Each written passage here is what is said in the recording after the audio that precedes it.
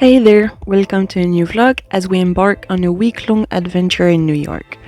Join us on this journey as we explore the Big Apple. In this installment, I'll be sharing the highlights of the first 2 days of our trip, featuring visits to the Financial District, the Met, Central Park, and Times Square. Our day began with leaving our flight for Heathrow. Due to some disturbances, we arrived at the airport earlier than expected, but luck was on our side as we got to spend some time in the lounge.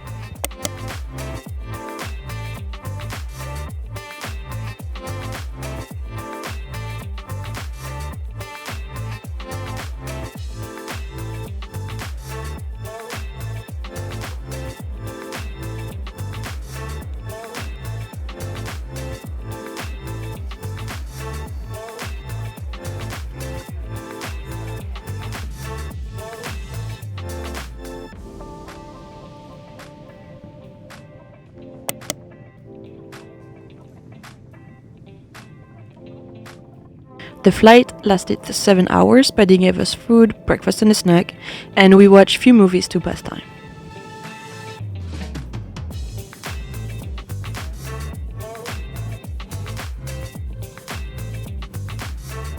Upon arrival in New York, we headed to our hotel located in Chinatown. This marked our initial experience with the New York subway, which served its purpose but was in a far worse state than I had envisioned.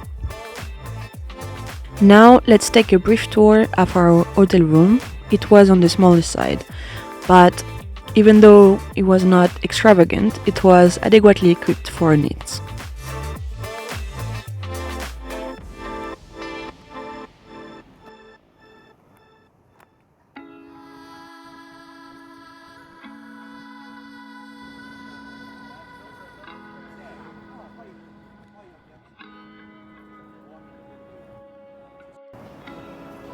As we were dealing with jet lag, we decided to stay close by to the hotel and went for a stroll in the Financial District.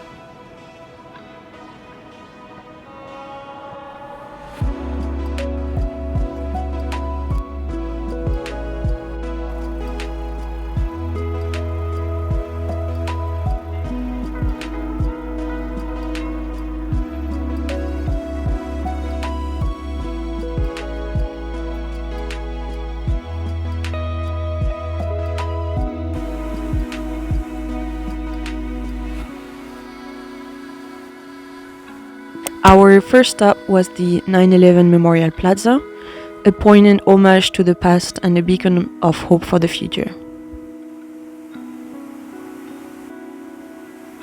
The plaza resides within the original Twin Towers footprints. Each of the expansive pools, spanning approximately 1 acre, pays tribute to the name of every individual who lost their lives in the terror attacks of February 26, 1993 and September 11, 2001.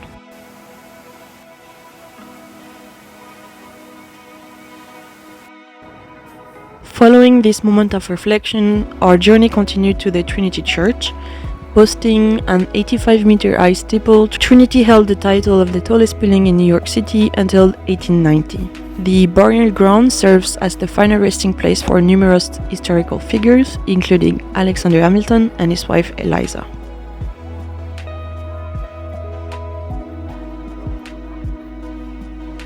Not far from the church, we came across the New York Stock Exchange, the world's largest security exchange. Its origins date back to 1792, when it was established at 68 Wall Street. Here, 24 brokers and merchants outlined the rules for trading securities in the Bretton Woods Agreement.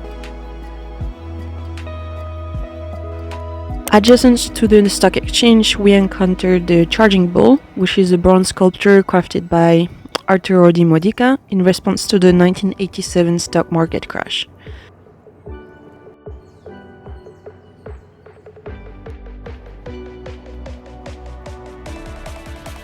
After our extensive walk, we sought to experience the city from a different perspective.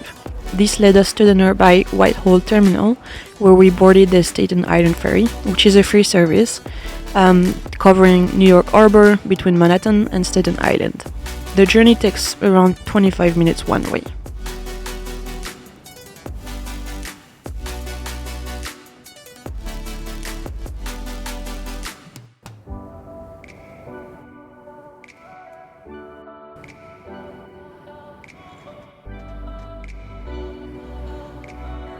During the ride, we admired Manhattan from a unique vantage point and sailed past the Statue of Liberty.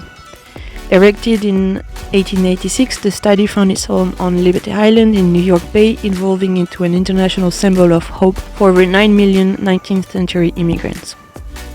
It was a gift from France to the United States, commemorating democracy and the abolition of slavery.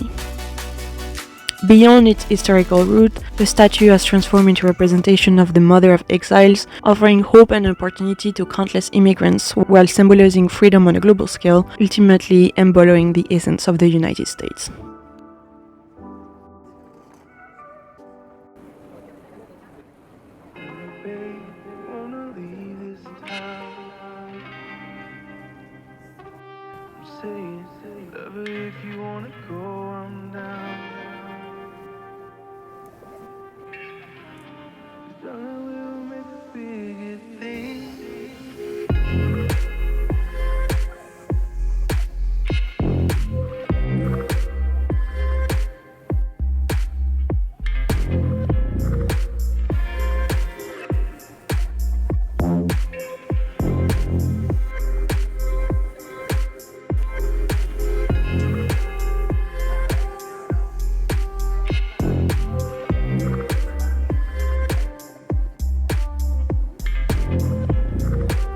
And this is how we finished our first day in New York.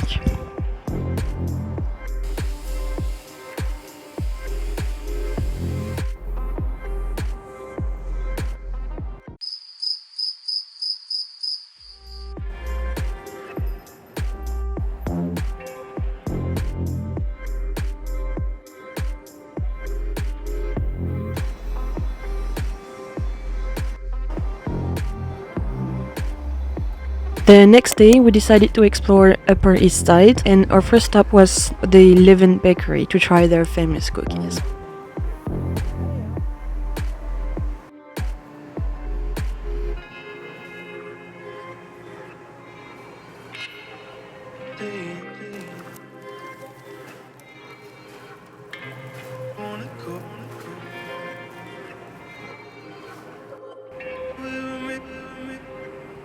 We then headed towards the Metropolitan Museum of Art. The Met was founded in 1870 and it has one of the largest and most comprehensive art collection in the world, over 2 million works spanning over 5,000 years of world culture. It is the largest art museum in the United States and one of the most visited art museums in the world. We started our tour with the Egyptian art. There you can find 20,000 different artifacts and artworks in this wing. In addition to the paintings, sculptures, and jewelry of the ancient Egyptians, the Met also houses the Temple of Dender, which is a structure dating to before 10 BC. We also went through the Arms and Armors wing. The Met collection comprises approximately 14,000 objects, of which more than 5,000 are European, 2,000 are from the Near East, and 4,000 from the Far East. It's one of the most comprehensive collections of its kind. We also saw the Art of Native Americans exhibit, which celebrates the brilliance of Native American creators from both the United States and Canada. Featuring a blend of historical and contemporary pieces, the installation pays tributes to the rich diversity of Native life. We also saw modern European and American painters such as Picasso, Van Gogh, Matisse, Cézanne, Dali, etc.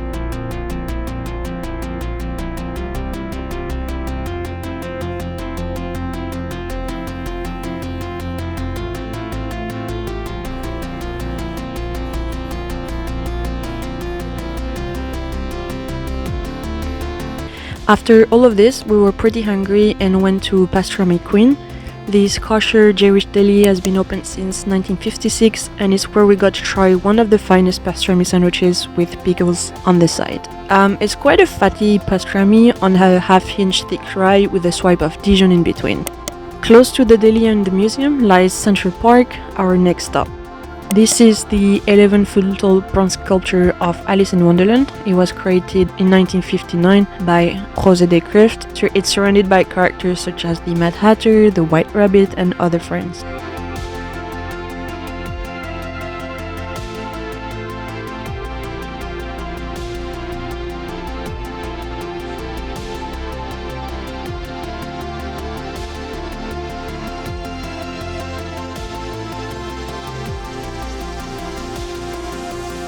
We also took a moment to appreciate the walls and pillars of Central Park's most picturesque architectural setting. There's elaborate sculptures depicting the seasons and time of the day that adorn the Bethesda terrace. The centerpiece of this is obviously the Bethesda fountain, which is also known as the Angel of the Water.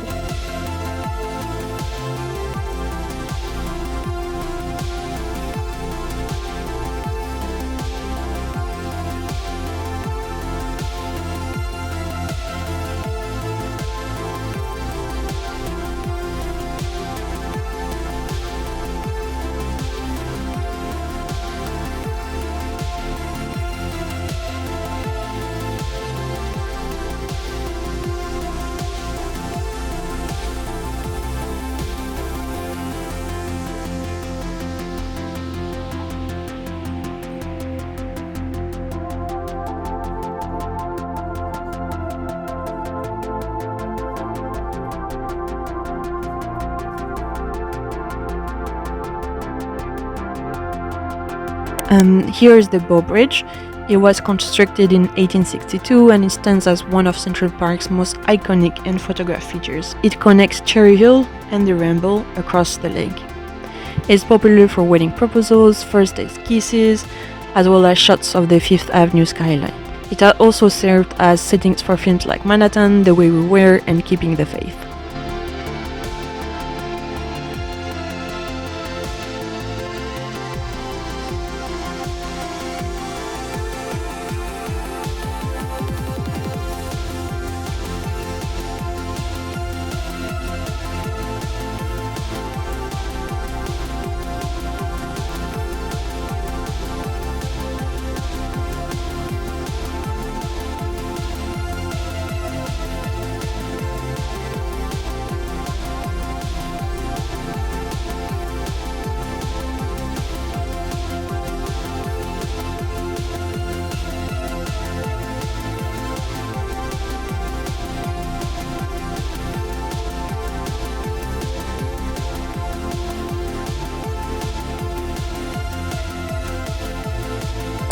One of our last stops in Central Park was the Belvedere Castle, which offers panoramic view of the park from its two balconies.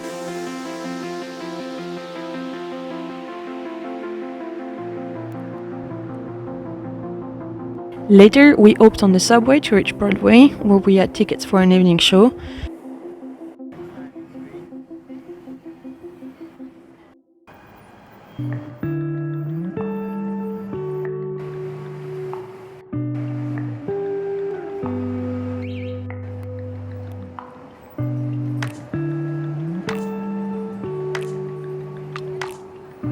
Our journey won't be complete without a stop at Times Square, the renowned crossroads of the world, with their numerous bright LED screens and bustling with eccentric characters. While Times Square wasn't always as spectacular as it is now, the efforts of former mayor Giuliani and Disney in the 90s transformed it into what it is today.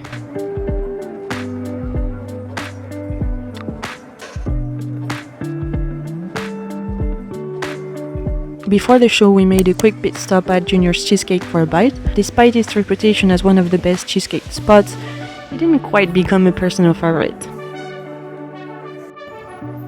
Our evening entertainment was Hamilton, which is a show that had been on our bucket list for a while. While, we could have seen it in London, experiencing it with the original cast in the US added a unique layer as we delve into the history of this American founding figure. past show, we couldn't resist a stroll through Times Square once again, and we were captivated by the vibrant lights at night. And that's how we wrapped up our second day in the Big Apple. We hope you enjoyed this vlog and look forward to seeing you in the next one.